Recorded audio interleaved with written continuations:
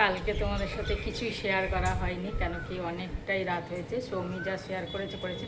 আর এদিকে আমাদের টেনশান হচ্ছিল, এটা তো হবেই স্বাভাবিক, কেন কি সকালবেলা বেরিয়েছে, তারা 10টা সাড়ে 10টা বেরিয়েছে, আর 2:30 ফ্লাইট ছিল, সেটাকে পোস্টপন করে 6 ঘন্টা পিছিয়ে দিল 8:30। 8:30টা আবার 8:30 না হয়ে তারপর বলছে 9:10, কখনো বলছে 9:40, কখনো বলছে 10টা, এই করতে করতে 11টায় ফ্লাইট টেক আপ করেছে। তো মানে তাই ভাবছি স্পাইস জেটের কি অবস্থা। একটা মানুষ পার্টিকুলার টাইম বলে যে হ্যাঁ এই টাইমে টেক আপ করবে, তো এরমভাবে ঘোরানোর তো কোনো মানে হয় না। মেয়েটা কালকে রাত্রির 2:30টার সময় বাড়িতে ঢুকেছে। যাই হোক, আমাদের তো যেতে না করলো, বললো না তোমাদের আর আসতে হবে না, ও ক্যাব ধরে, আমরা তো যাব বললাম, ক্যাব ধরে চলে এলো। যাই হোক, এই প্রীতমও ছিল, তাই জন্য আমাদের কোনো অসুবিধা হয়নি, যে ঠিক আছে, ও ছেড়ে দিয়ে তারপর ও বাড়ি চলে গেল।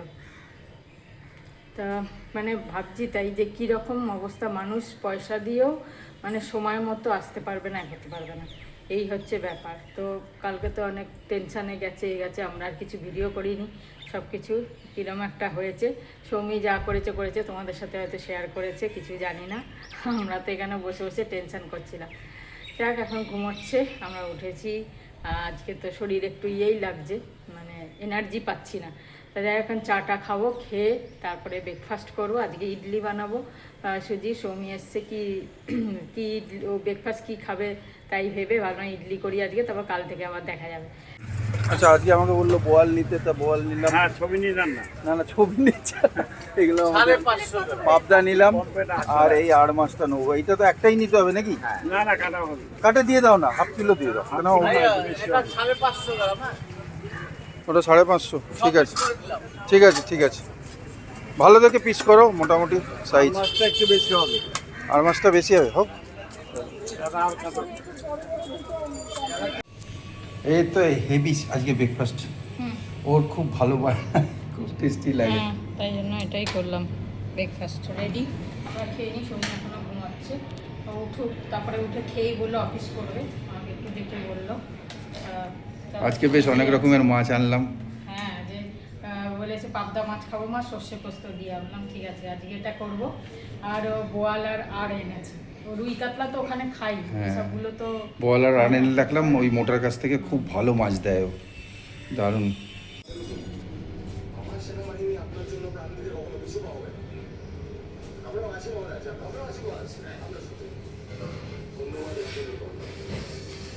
ছোট্ট থালাতে ছোট্ট ব্রেকফাস্ট, এই থালাগুলো খুব ভালো লাগে, একদম ছোট ছোট। শুভ সকাল।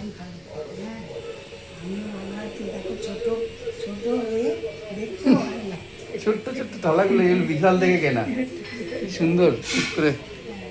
চলো, ও ঘুমোচ্ছে এখন মেয়ে। পাবদাগুলো ভালো না? সরি, এটা এটা এটা আর হ্যাঁ, অনেক বড় আর ছিল এটা, বোয়াল একরকম দেখতে।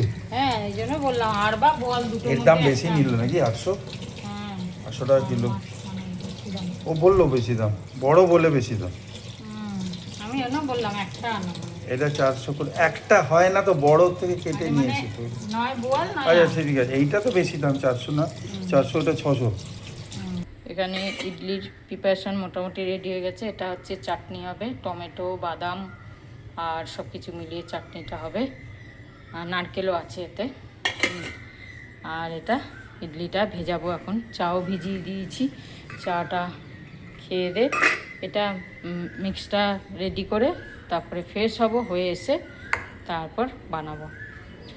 এখন যেতে হবে। হ্যাঁ, তোর ভোটার স্লিপটা দেবে বিএলও। তো হিন্দু বিদ্যাপীঠে হয়েছে, পড়েছে, আর আমাদের চরকতলা আলাদা আলাদা। মায়ের অর্জুনপুর ক্লাব। তা আমাকে আলাদা ভোট দিতে যেতে হবে? আরে বাপে নিয়ে যাবে। আমি নিয়ে চলে যাবো। গুড মর্নিং মর্নিং সবাইকে। আজকে কলকাতায় সবাই কলকাতা থেকে ব্যাঙ্গালোর কলকাতা আলাদা আলাদা নেই।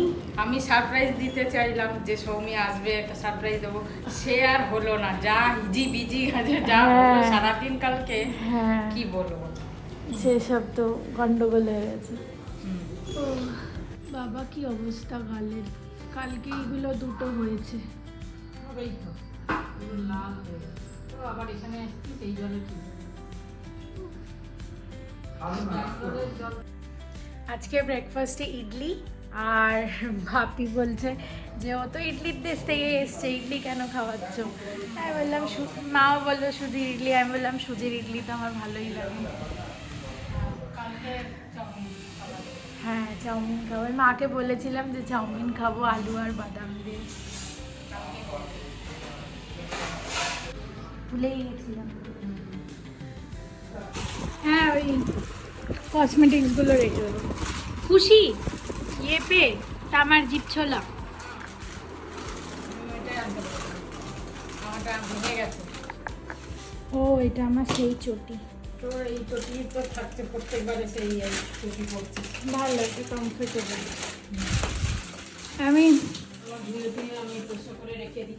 নতুন প্যান্ট বার করে নিয়েছি, তার সাথে একদম ম্যাচিং গোলাপি টি শার্টও এখানে রাখা ছিল, আর একদম ম্যাচ হয়ে গেছে বলো। একদম পুরো ম্যাচ, পুরো পিঙ্কটা একদম অ্যাকুরেট, খুব ভালো লাগছে। রোগাও হয়েছে মেয়েটা। আচার নিয়ে এসছি, খাও আচার খাও, ঠাকুমাকে দিয়েছি। ঠাকুমা আচার খাও, আচার খাও, খেয়ে দেখো একটা।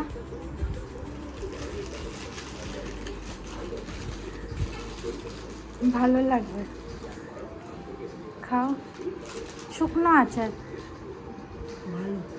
ভালো না, কি জানি কিসের মনে নেই আমার। তাই ও আমলা বলে, না কিন্তু গরমে জল তেষ্টা কম পেলে হবে না, জল খেতে হবে ভালো করে। এইটুকুনি কিনেছিলাম, ওটা নিয়ে চলে এসেছি, খাওয়া হয়নি আমার।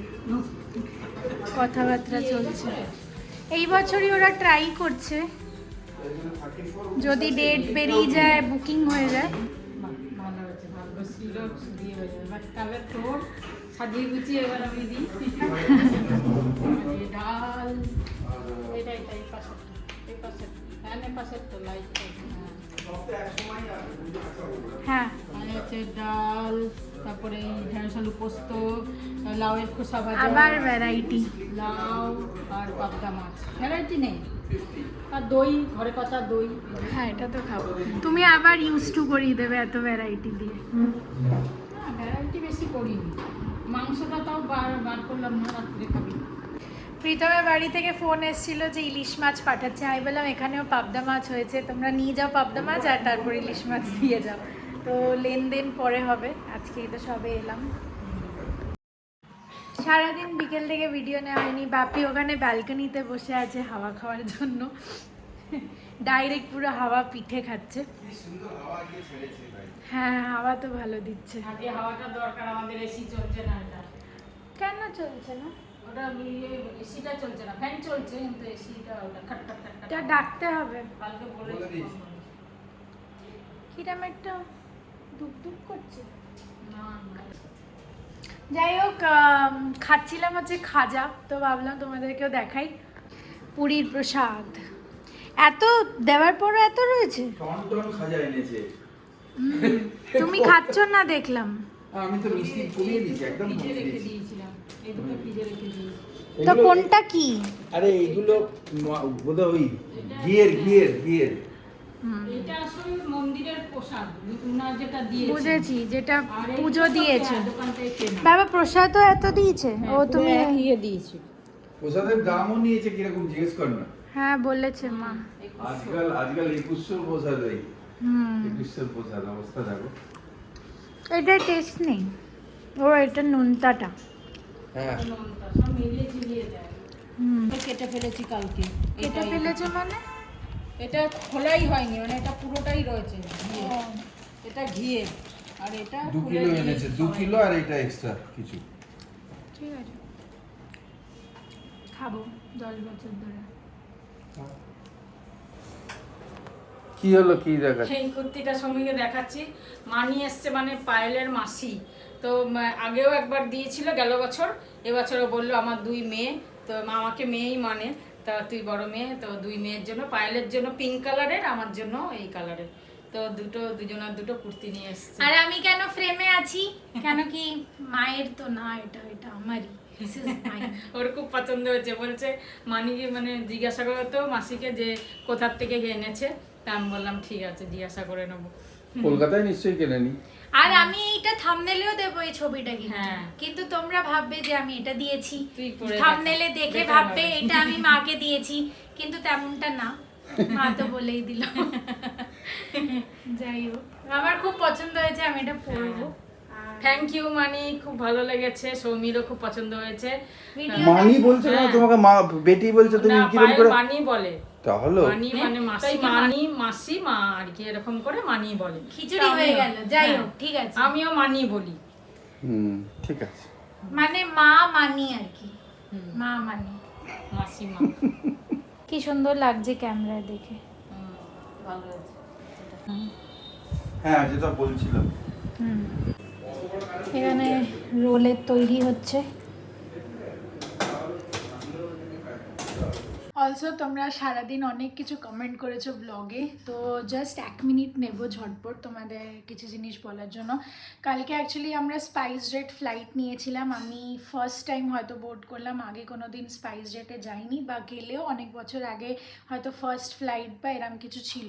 তো তখন এত প্রবলেম ফেস করিনি, কোনোই প্রবলেম ফেস করিনি বলতে গেলে, কেন কি এইটা আমার ফার্স্ট টাইম। তো বলে না যে যতক্ষণ না নিজের ওপর হবে ততক্ষণ মানুষ মানে ইয়ে হয় না, সচেতন হয় না আর কি।